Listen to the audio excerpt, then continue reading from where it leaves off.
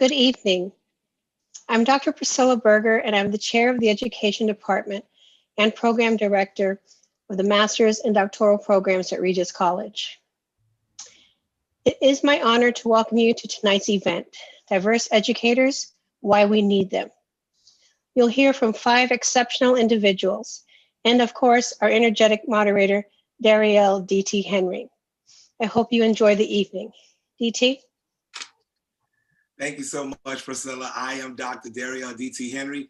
For those of you that have seen me around Regis, I'm a consultant for the RDE program, the Regis Diverse Educators program, and you'll see me a lot in the admissions department. For those of you that know me for higher ed, so glad to have you all here. Thank you for being with us. We have a great panel this evening. Before we start with introducing everyone, I just want to let everyone know that if you have any questions, please put them in the chat box, or you can email us at inclusiveexcellence@regiscollege.edu. But for this presentation, we definitely like you to put them in the chat box so we can ask those questions as we have time. So I'm going to go around our panel and have our guests introduce themselves and their title, and then we'll start with our questions. So I'm going to start first with Felicia. Go ahead. Hello, good evening, everyone. My name is Felicia Andre, and I am a BPS educator. So I work in Boston Public Schools. I teach ELA, and I teach special education. Next, we have Conway. Hi, everyone. My name is Conway Campbell. I am the Vice President for Student Success at Assumption University. I also serve as an adjunct instructor in the EDD program at Regis College. Next, we have Mr. Andrew. Good evening, everybody. So my name is Andrew DeCunha. Currently, I am a reading specialist for the New Bedford Public Schools. I'm also a part-time instructor here for the Department of Education at Regis College as well. Awesome. Next, we have Mr. Manuel. Good evening. My name is Manuel Fernandez. I'm the head of school at the Cambridge Street Upper School in Cambridge, Massachusetts. And I also am an anti-racist consultant with the Mandas Group. Thank you for having me. And last but definitely not least, we have Ms. Claudia. Hi, my name is Claudia Rinaldi, and I am the chair of the education program at LaSalle University, and I'm also the director of the Pathways to Teacher Diversity program there. And I've been a devoted educator for Diversify in the Pipeline for about 25 years, including having been an elementary school teacher myself. Thank you for tonight. Awesome, awesome. Thank you to all our panelists tonight. We know we're going to hear some great wisdom from all of you. So I'd like to start with our first question, and it is to help us better understand how each of you might address our list of questions this evening. I'd like to start with having you share with our viewers, how do you identify as a diverse educator, and or what is your diverse educator lens? And we'll start with Felicia. Thank you. Sorry, how could I forget? I am also an EDD student in the Regis program currently. So the diverse educator lens that I bring tonight is that I am a daughter of 2 Haitian immigrants, and I grew up in a single parent household. And I'm also a product of the district that I currently serve in, and I'm very proud to say that. So a lot of the students that I serve have a lot of experiences that I myself have faced and lived through. And if not me, a lot of my friends have experienced a lot of the things that they have been through. And that's also what I'm currently researching. As I said before, I work with students that have special needs. So that's actually what I'm currently researching right now. Awesome. Mr. Conway? Sure, thank you. And I identify as a Black man, but also I am a first-generation student when I went to my undergrad.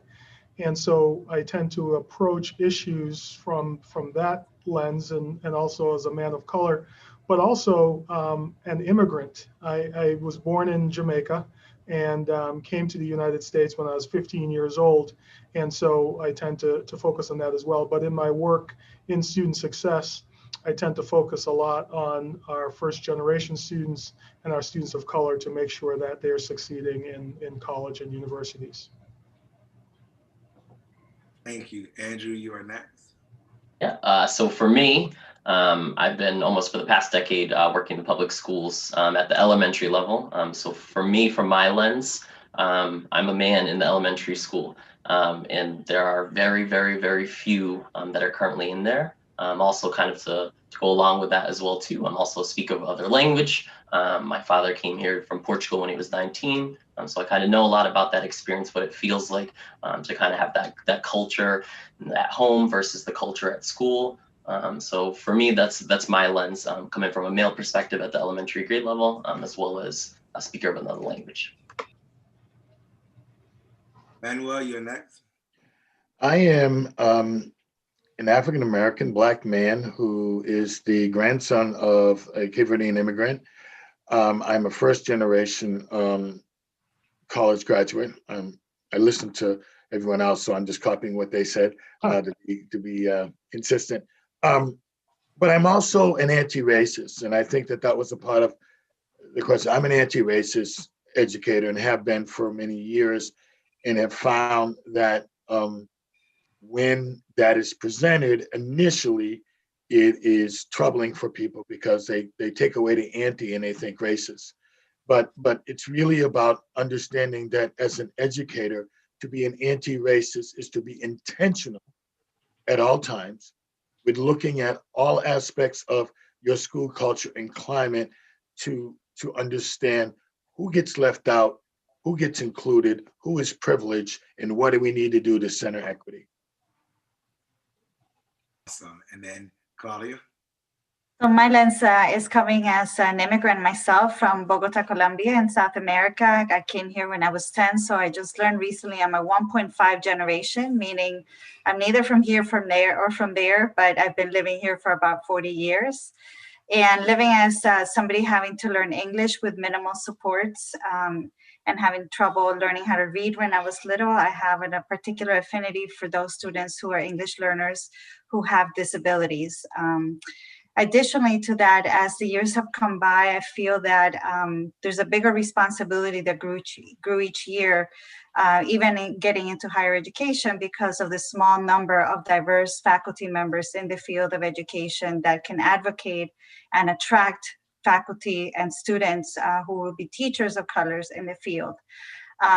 So I sit as probably one of 3 Latinas or Latinos chairs of education in the state of Massachusetts, where we have about 80 programs. And so that adds to that drive to be able to encourage students to not only go into teaching, but to become faculty members and researchers in the field to help all our students that are learning English and those that have disabilities and dually in those 2 areas. Thank you all so much for introducing yourselves. And as the listeners and viewers, you can see why we chose this panel. We have some rich diversity in here, some subcultures within the culture. So you're going to get a lot of great information tonight. So leading into that, into our second question, I wanted to know, how has the role of diverse educators changed in the past 5 years from your perspectives? And this time I'm going to go the reverse way and start with Ms. Claudia. If you could start with answering our question first, and we'll go around the table that way. Sure, Diti. So I think in the last 5 years, we've had I wouldn't say a resurgence of interest in diversifying the teacher pipeline. I feel that there's been more intentionality in funding that has come to higher education and districts in particular to create systems that diversify the pathway to becoming a teacher. But I don't think we're there yet. I think a lot of it is what we're saying and what we're doing, and what we really hope that it does is really not aligned. So I think that there could be better ways to make alignment, sort of like maybe these workshops that you're doing today, this webinar, and bringing us together to really create more coherent systems. And I think in the last 5 years, that's really become an issue that I hear a lot. It's like, there's money identified, but there really isn't a real true mission for this. And so I'm hoping that in the next 5 years, the state, the schools, the universities really make a change to address diversity, equity, and inclusion in genuine ways where we are using the data that we have on retention and graduation at both K-12 and college to really bring in and support students in a very particular way to even out those numbers and have students in K-12 that identify with teachers in their classroom. We know that's what makes them successful, is one of what makes them graduate, and is what makes them interested in becoming educators, just like Felicia. So I think we want to kind of capture what Felicia got and, you know, make it to the 10th power and see how we can expand it in all of our institutions and in all of our districts. Awesome, thank you. Mr. Manuel, can you answer that same question? How has the role of diverse educators changed in the past 5 years from your lens? Well, I guess first I'd want to clarify diverse educators. And I think that it's important, at least from the lens that I work with and center in my building, is that all of my educators are diverse educators, because even though we are only about 25% BIPOC, Black, Indigenous, people of color, we are in fact diverse in the sense that we have all sorts of people from all sorts of backgrounds and all sorts of experiences, regardless of their race. And so I like to think of diverse educators as everybody. That said, I think one of the things that I've noticed in the school that I'm in, and I founded the school under the aegis of the Cambridge Public Schools, and so I've been there for 9 years. And in those 9 years, we have regularly talked about race and culture and its impact on teaching and learning in our school. We do that on a weekly basis. We do that in small groups facilitated by staff members. I say that to say that when we first began, my staff was probably about 10% BIPOC. It is now about 25%. So within the last 5 years, we've seen a significant increase, and that was intentional efforts on our part and in the part of the district to get more people of color into the teaching profession. And in doing that, those conversations we had on a weekly basis began to change. And so one of the changes that has needed to happen is that BIPOC folks need affinity groups on a regular basis. Schools need to recognize that when you're diversifying your faculty by race, in color, in nationality, if you will, you also need to diversify your culture and your climate. We can colorize the teaching faculty, like Ted Turner colorized black and white films. But if we don't change what goes on in the schools, we lose those very people we have worked so hard to bring in. And so one of the things I learned, particularly from my young Black and brown sisters who have joined my staff, is the need to coalesce together on a regular basis to affirm each other and to lift up their concerns to the administration, me being the head of the administration, so that it isn't just about what the needs of white educators are, but it's also about the needs of people of color too. Awesome, thank you so much for that answer. Mr. Andrew, I'm going with you next with the same question. The role of diverse educators and changing in the past 5 years. I think a lot of what both the two panel members just said, I definitely concur with. Thinking from the experience of currently working in New Bedford Public Schools, as I mentioned, growing up in that community, very large Portuguese population. Times have changed, and I think that the demographics that are happening, or where people are coming from this country in certain communities are changing. So this used to be a predominantly large Portuguese community. We have an influx of a lot of people from Guatemala. So again, we really need to make sure that the diversified staff looks like students. And again, my lens is from a male and as well as from a reading specialist standpoint, in the same way that we want kids to have texts that have characters that look like them and experiences that they have experienced. We also want the teachers or instructors who are using these texts to teach these students to also look like them as well too, in order to really get in that buy-in, as well as to kind of, just shape our communities and keep up with that retention as well too. Thank you so much, Mr. Conway. You are next. Yeah, and when I think about educators, I think across the whole spectrum. I think of K-12 and then higher education as well. And then I also look at what's going on in our country. And I think over the last 5 years, we've seen more incidents against people of color over the most recent years. Not that they've increased, they've just become more public, right? And so this has impacted our diverse educators in at least two ways. First is they've had to take on increased or enhanced institutional roles. And so because they're diverse educators, their institutions then have leaned on them just a little bit more to provide guidance and to help shape policy at these institutions. And so that's one role, the enhanced institutional roles. And then secondly, they've taken on more of a student support role. And so students from diverse backgrounds, BIPOC, Alana students, students of color, will then turn to these educators often for support and guidance with what's going on in the world. And so I've noticed that. And by the way, these educators have taken on these roles while dealing with these issues themselves personally. And so typically I've seen that they're putting themselves last and putting the students first and then the institutions first, and then still having to deal with what's going on personally as well. Thank you. And then Felicia, the same question. Thank you.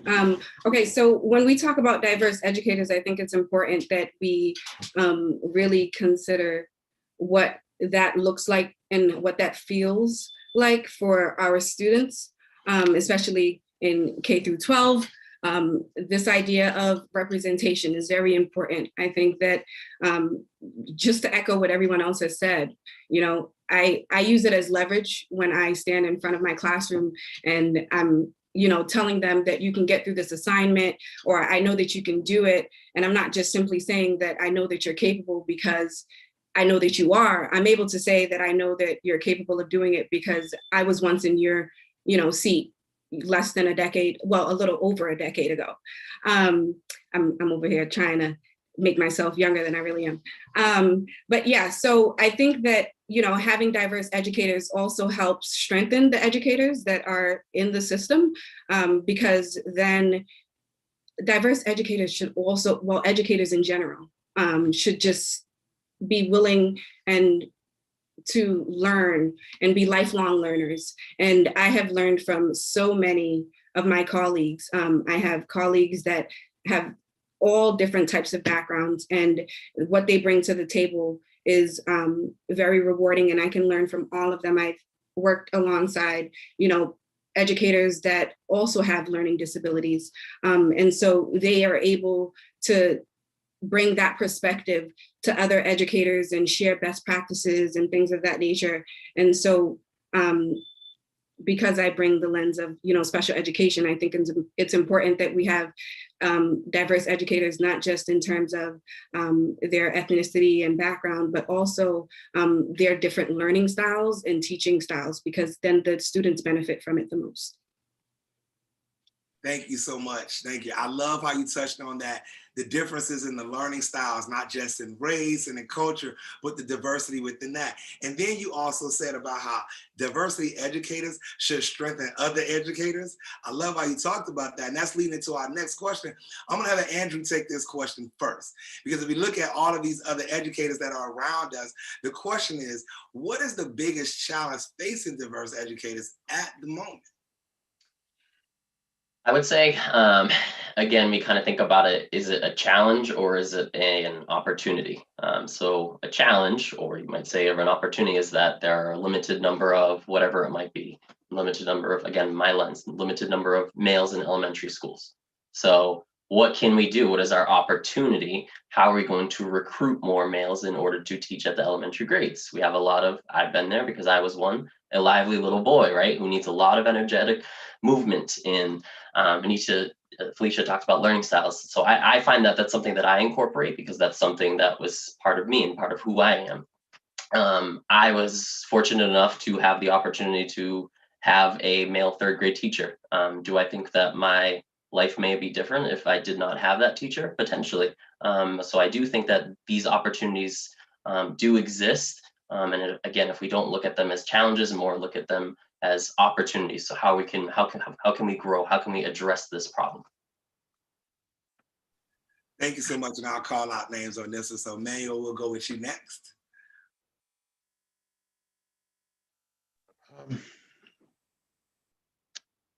I think one of the biggest challenges for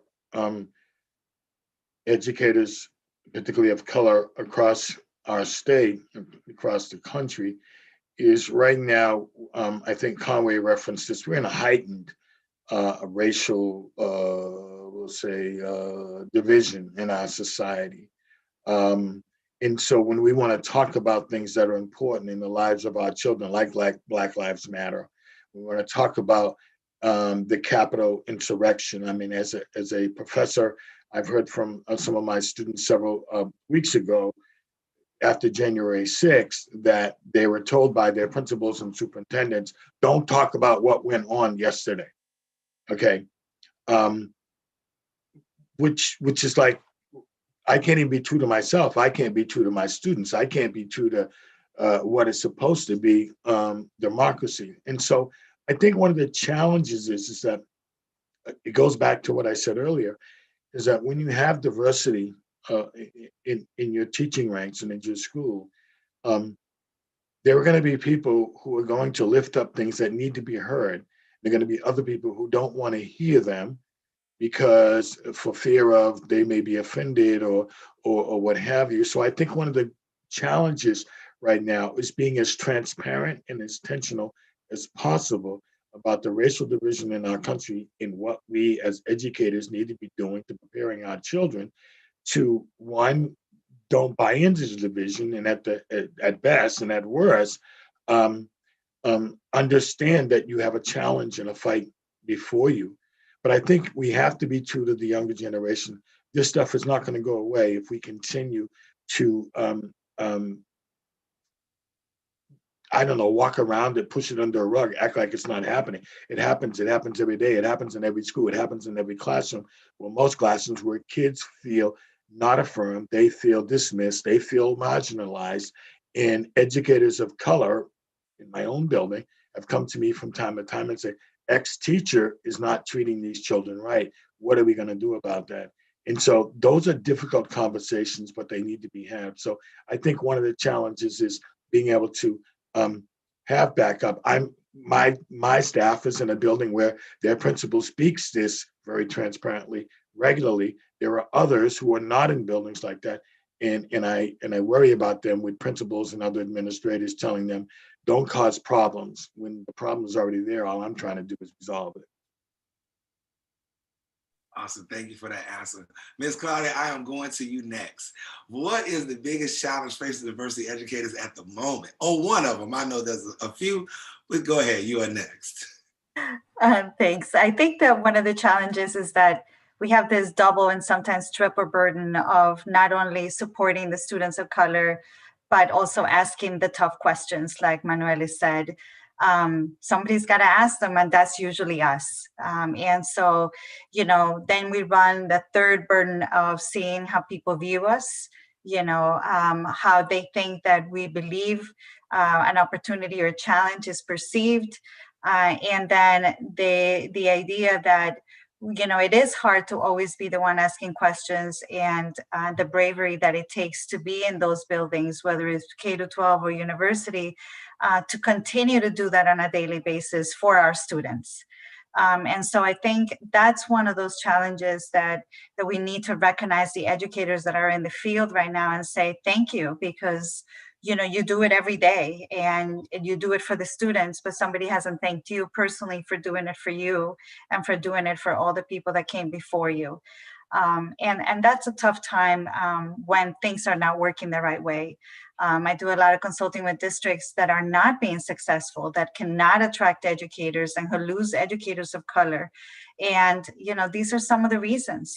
We have to take care of them. We have to give them, like Manuel said, that space for them to be able to support each other and grow together.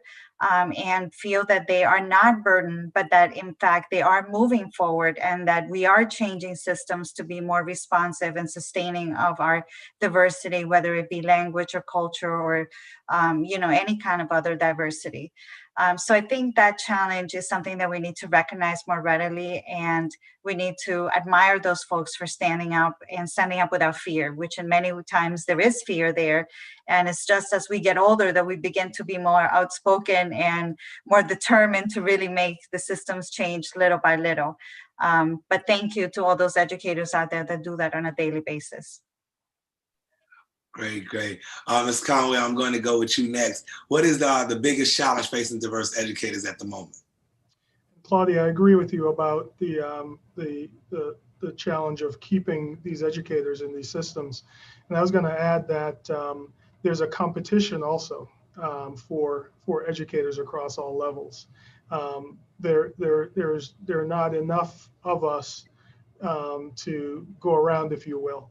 So there's a competition. I know in the higher ed ranks, even with faculty, it's kind of whoever can pay the most in some segments. And so one of the challenges, first, having diverse educators in the pipeline, but then also, if you don't, how do you have some of this work can go on without that? And so institutions, schools have the challenge of making sure that this work can continue regardless of who's on their team.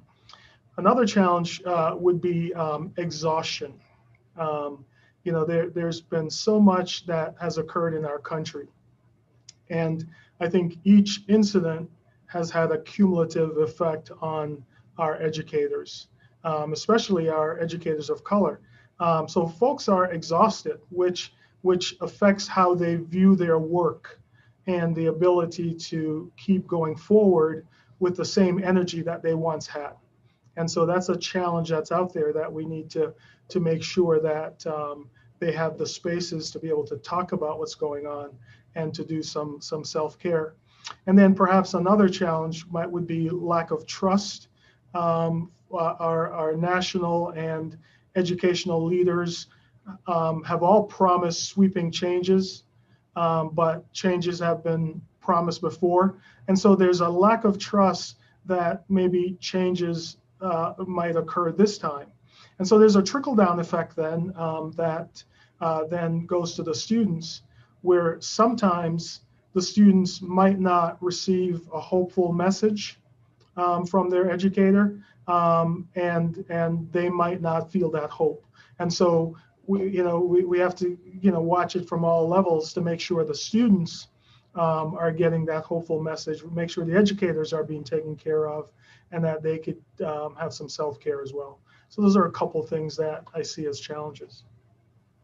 Great, thank you so much. And then Felicia, we'll go with you for the last answer on this one. Yes, so I would definitely like to speak to what Dr. Conway had just mentioned, Dr. Campbell, sorry.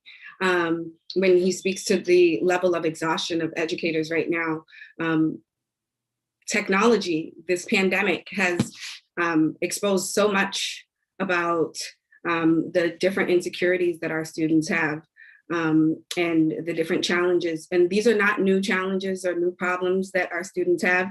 The pandemic has just exacerbated them. And I think that everyone is learning as they go, but when I find myself working late at night, trying to prepare and modify lessons for my students, because this is not how I ever planned on teaching my students. I did not plan on waking up every morning, getting ready, coming downstairs, opening my laptop to, sometimes black screens with a name on it. If they're, dealing with, challenges and struggles to turn on their cameras because they don't want their backgrounds to show, or, they're going through puberty, so they don't want anyone to see, their acne, just minor things like that, but it's very big to them. And that I think it's important that we acknowledge how hard it is on educators right now to do this every single morning, every single day. But despite, the exhaustion, it really takes a dedicated educator to do this.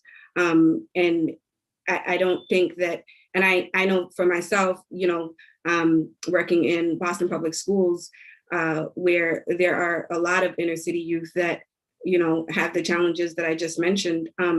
They need it the most. They need the support the most. They need the dedication the most. I'm sorry, that's just how I feel about it. And so I think that it's really important that we continue to prepare and equip our educators with the necessary tools that they need in order to show up for these kids day in and day out, and acknowledge that it is hard, because we have to work 10 times harder so that they can show up and not fall further behind. Because if there was an achievement gap before, there definitely will be one now. So I think that, I would just definitely say, really making sure that we acknowledge the struggle and how technology has played a major role in all of this, and the learning that needs to go into preparing our educators to serve the students, not just academically, but also emotionally, so that they can continue to evolve and grow as civilians. Thank you so much for that answer. It leads into our next question. I love how you all are talking about the different aspects of diversity, which the learning challenges, different learning styles, males, females being in different languages. So that's leading into our next question. What are the most critical changes that we must face let me rephrase the question. What are the most critical changes that we must make to face the future effectively? And Mr. Manuel, I want to start with you on this question and give you a chance to speak first. I knew that. Let me first say that I think that the number one thing we have to do is center equity. That Felicia referenced the various types of students that we face every day in our schools and now on our screens. And we need to be very intentional about looking at what I said earlier. Who is affirmed in our school, who isn't? We have to look at the teaching practices. We have to adopt culturally responsive and anti-racist teaching practices. That takes a commitment, that takes professional development, that takes resources. We have to do something about addressing anti-Blackness. And there is still in our schools, in our curriculum, in the way that we treat particularly young Black boys, but also adulterizing young Black and Latino girls. There's an anti-Blackness out there that what they bring, which is their cultural norms, is often seen as not fitting into schools. We got to name it. We have to dismantle the dominant narrative in schools. In most schools, that's white supremacy. People don't want to hear that. They don't want to hear those words, but it is what it is. Okay, I see it in my own school, and I think we are on the, I think we're in the vanguard of schools that are really addressing these things directly. But we still have to think about the internalized behaviors that we bring with us that come from our own journeys that we then put on other kids. How do we treat kids who are darker than others? How do we treat kids who speak a different language? How do we speak kids who are economically disadvantaged? How do we segregate kids who are in special education or on IEPs? And so I really do think that we need a real awakening. And I like to think that Cambridge is doing that, probably not as fast as a lot of people would like it to go. But the fact is that when you center equity, you have a set of questions that you ask yourself every time you decide to write a lesson, every time you decide to deliver a lesson, every time you decide to develop an initiative, to respond to an issue. What are the questions you're going to ask yourself to make sure that when you respond and when you deliver, that you are reflecting the needs of all of the kids and not just the caregivers who call more or email more or show up more, and not just the kids who get all the A's and B's and this work is so good for them, or I should say it's so easy for them. All of our kids deserve to walk into a school every day and feel this is my home away from home, where I am affirmed, where I am celebrated, where I am developed, where I am challenged, where I can be somebody.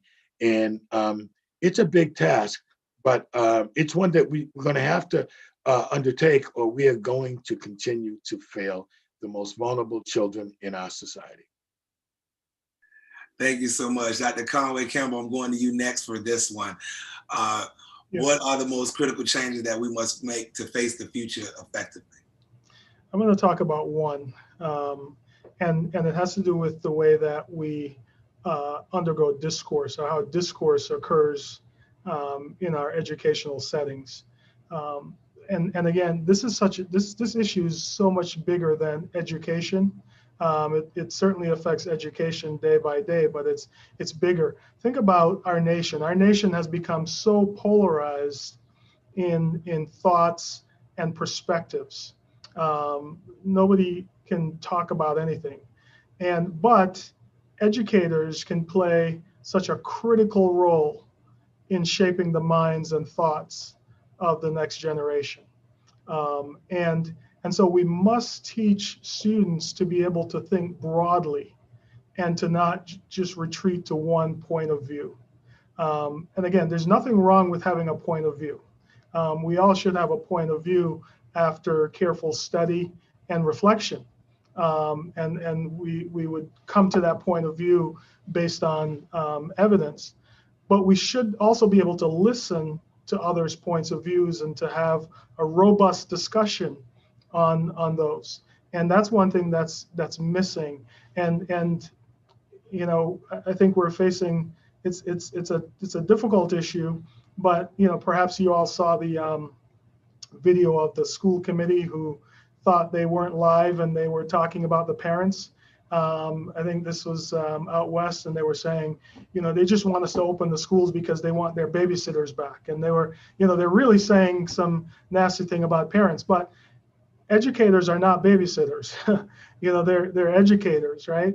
And so so they had it wrong, but educators are fighting a tough battle in that students are listening to what they're seeing on social media and TV, perhaps their families at home, but they can still have an impact on shaping those points of views of the students who are sitting in the classrooms or who are involved in the clubs and activities or organizations. And so that when they become you know, adults and they're in those leadership positions, they're able to listen to someone with a different point of view and to talk about those. And so the fact that we can't have this discourse is hurting our ability. So we need to change that, and the educators will play a crucial role in that. Awesome. I know Ms. Carter is waiting to give her answer, so I am calling on you next. You are up. Let's hear it. I think, thank you, Diti. I think the critical changes that need to happen now is a real investment, and that investment carries urgency. There are too many opportunities that are passing our students up because the systems are not ready for them. And they have to be ready. We can't pass opportunities such as dual enrollment options for students in high schools when the money from the federal state comes in and it's available for them to try to level the playing field, and then schools don't move fast enough or don't respond because it's not enough on their time. And our students can't wait. You know, right now, 92% of students who are special education teachers are white. So Felicia is one of 8%. And, you know, she has students that are passed out every day. And so the systems and the administrators running those systems need to create that urgency to do whatever it takes and prioritize it at the moment it falls, not when it's convenient for them, not when it passes, you know, after they do everything else that they have to do, but on the moment that those opportunities arise, and make that be a true commitment and a true investment in all of their students, with a particular lens on those students that need a leveling of the playing field, because they haven't had it. And they haven't had it because it's the system structures that don't provide it, not because they can't do it. So I think that's one of the biggest critical changes that has to happen.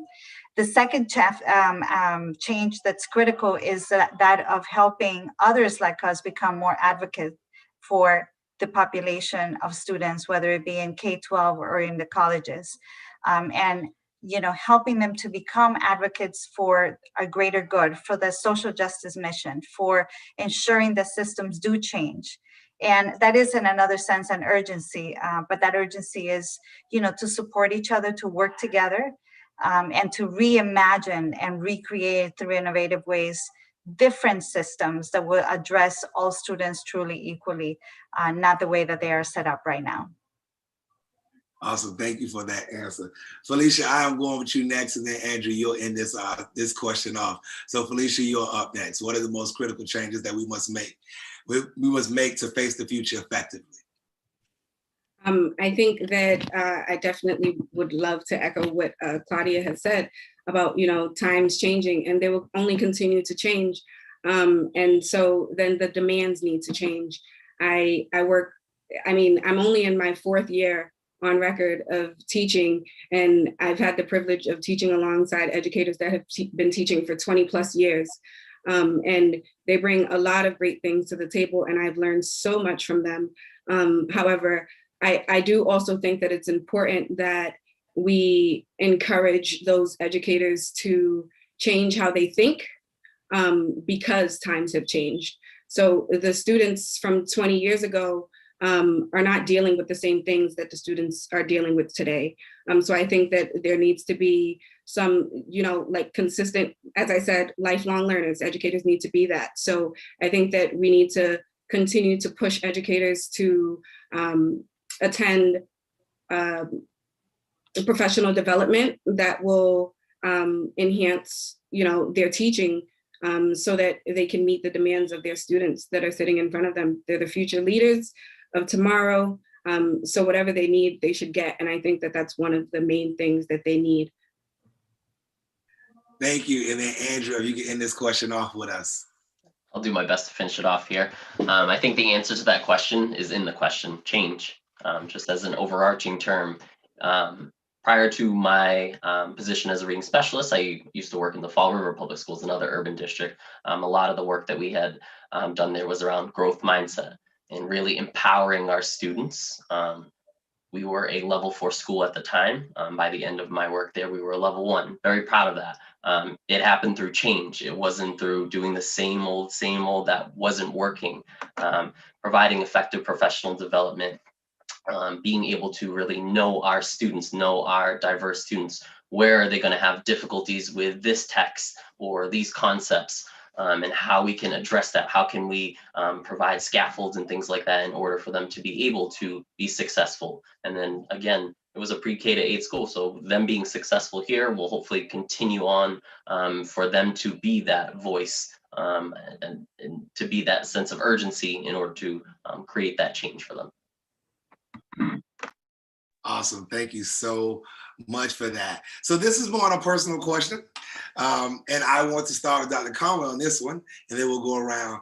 What has helped you get to where you are, and what advice would you have for others who want to set off in a similar direction? Sure. I've had really good mentors throughout my life. And that's been the single most important thing. And I've taken, advantage. I've spoken with my mentors about decisions that need to be made, whether it's career-wise or other life decisions. And I've also taken advantage of almost every opportunity that I've had that's come my way, whether it's committees or projects. I felt that I could always learn, and so I've taken advantage of those. And so those have given me some additional experiences and perspectives as well. A big boost for me happened several years ago, and it was my decision to enroll in the EDD program at Regis.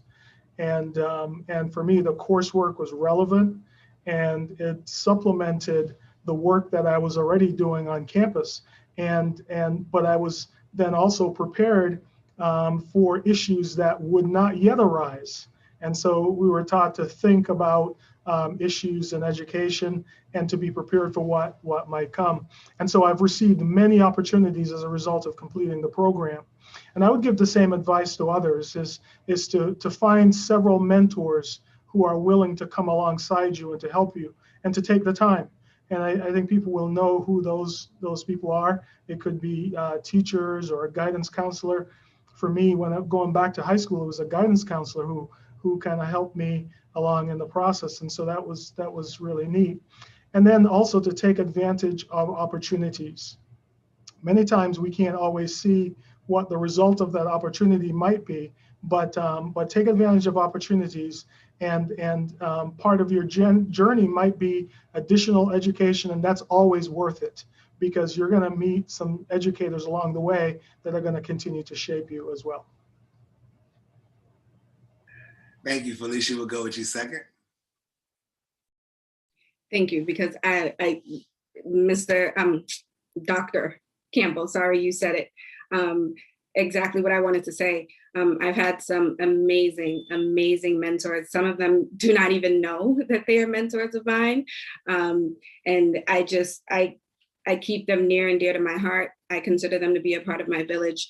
And I know for a fact that, besides my mother and wanting to be better for her, to provide a better life for her so that I can provide a better life for myself and, my future, I think that the mentors that I had and that I still do have really set me up for success. And I know that I've kept in touch with all of them, and it's actually very rewarding when I'm able to walk into the bowling building and I see my first grade elementary school teacher, and I say hi, and she remembers who I am. So everything just comes full circle, like working underneath my high school dean, who's now my current boss. I could go on and on about the mentors that I have, and it really speaks to who I am today. But then also Dr. Campbell mentioned opportunities. I've always taken advantage of opportunities that have been presented to me. I knew that I had to work 10 times harder if I wanted to be successful. Because I didn't have all of the resources that some of my friends had that, were able to go to schools. I won't say that they had, a better experience, but they were exposed and had better resources than I did. But I know they didn't have educators like me.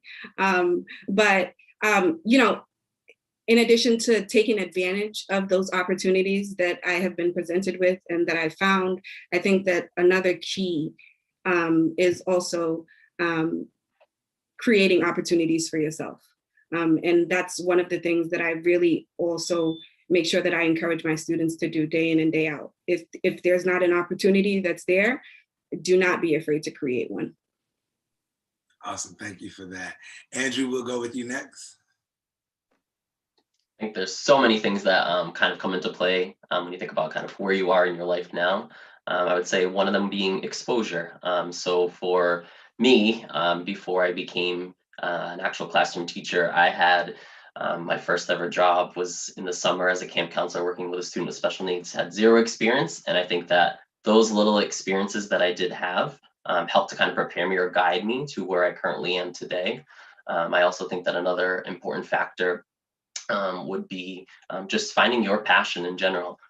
Whatever you're feeling confident or whatever you feel really strongly about, really go for it and just put your all into it. And again, as both Conway and Felicia had mentioned as well too, you can't go anywhere without having the others to support you. I've had millions and countless of mentors and teachers who have helped me in some way, shape, or form. Colleagues as well too, where you're finding opportunities to collaborate and forever being a reflective practitioner and being able to make those changes. I always find it very admirable when you see a teacher in the building who's been working for 40 years at the same grade level, and he or she is not doing the same way, the same type of teaching that he or she had done during that first year, and is very open to change and adjusting to practice. I just find that very admirable, that for those veteran teachers that really have that mindset, to continue that mindset going forward into the field.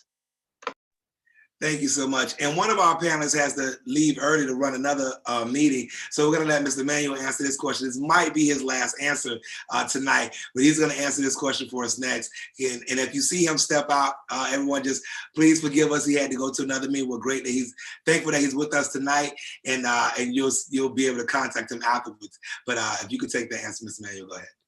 Thank you. Listening to my three co-panelists talk about their experiences, they mirror my own. It was a mentor who got me, I dropped out of college. It was a mentor who was not in college, was not at my college, but was in my neighborhood, who said, you need to be back in school. We all have on our different journeys, but I think there are different stations along the way where people have come into our life, like Andrew said, opportunities. I was a business major when I went back to school. I was going to, become rich and famous, and I needed a job, and I did some tutoring at UMass Dartmouth. And the next thing I knew, I was like, I don't want to do business anymore. I want to do this. So it was understanding my why. Why am I here? Why am I going to do this? And as educators, we have to ask that question on a regular basis. What is my why? Because when you understand your why, then you're better able to always stand on the platform that you believe in, and you don't make compromises because you know that they affect the children that you serve. But I would end with, Conway started us off with mentors, and Felicia added to that. I am old enough now that I'm a mentor to many, and I learned so much from them, yet they inform my direction, my thinking as a leader, as a man, as an anti-racist activist. And so I do think that connections with other people regularly, both who will mentor you and those that you may mentor as well, is so critical and has made a big difference. And so again, understand your why and understand the platform that you believe in. When I went to graduate school to become a school leader, they said, choose a platform. Mine was social justice. It has not wavered. It has not changed. That is what I believe in. And so I know my why. I know why I get up in the morning and I go to school every day and I work with these children. And I think once you get that, and I will just add as I'm logging off, the last question, when you talk about how would you encourage more people of color to become educators, understand the joy it is at my age to receive emails and Facebook postings and LinkedIn invitations and phone calls and what have you from former students who say, you made a difference. And isn't that why we're all here and why we're all educators? So folks, I'm sorry I got to leave. They know how to reach me if there's any questions I can answer. I need to go facilitate a session myself. Thank you so much for having me, and all the best to everybody. Peace. Thank you, Manuel. We're going to let Ms. Claudia end off our question. You're the last one on this question, so take it away. Yeah, I think I echo what everybody said about the mentor, and that is why I'm so passionate about creating mentorship, formal mentorship programs like our Pathways to Teacher Diversity program on our campus. And I think that is because my mentors, who were very informal, seeked me out. And so it took a level of trust from me to say, they must have seen something in me, and I trust that what they see me doing is something that I'm capable of doing. And I think when we make those mentoring pathways much more evident, I think they're able to feel that they're part of something bigger. And so I see it in my students, where we have juniors and seniors helping their incoming students understand their financial ladders or get work study or finish their MTELs or, know which classes to take. But also helping high school students think about coming to college and what it takes and how do you talk to your parents and how to prepare. So I think it's a combination of a level of, the mentoring plus your internal trust yourself that people are seeing something special in you, particularly as a future educator, and that you want to invest and make that part of your passion and determination. And I'll finish with one colleague told me when my mentor said to me, "Where's your application for the PhD program?" And I didn't know what a PhD program was, coming from a different country. And she said, "Don't worry, Claudia, just submit it. It's 90% determination, 10% intelligence. You'll get through it. She saw something in you. You'll change the lives of many students." And so I think that's one of the things that not only the mentoring, but maybe more structured ways for us to provide those options for students that come our way, and that we build relationships and relationship and trust with, so that they could bring those to the next level. Thank you so much. Now we have about 3 minutes left before we get to 5:30. So I'm gonna ask everybody to take this question and use about 30 seconds to answer this, because this is a question from our audience. Where do each of you draw energy from in times of doubt or struggle? So I'm gonna give you all 30 seconds, take that. Felicia, I'll start with you first since you're on the top of my screen. I guess I have a lot of it, a lot of self-doubt. I think that it's just because part of it is because I can't even believe that I am where I am today. And I know that I have so much further to go. But, this is my first panel ever. And I've even been reaching out to some of my mentors, telling them how nervous I was. And it's just, I really just fall on them and my mother, and try to use my students right now, past and current, and those that are going to come, as my why, as Manuel said. So I use my mentors and my students and what I know that they're capable of becoming to drive me. Dr. Conway, same question. Where do you draw your energy from in times of doubt or struggle? 30 seconds. The 3 F's, and one of them is not food. Faith, family, and friends. And so it starts with the faith, that's what grounds me. And then my family, they come alongside and give encouragement. And then friends also, who I could bounce things off, but those 3 F's. And then Claudia, I want to go with you next. 30 seconds. Where do you draw your energy from in times of doubt or struggle? I think when I'm in those doubt and struggle, I think what I draw upon is, how I've been able to help others and how I can't give up when somebody's helped me to get where I am. So the inability to stop giving back is something that drives me every day. And then Andrew, last question.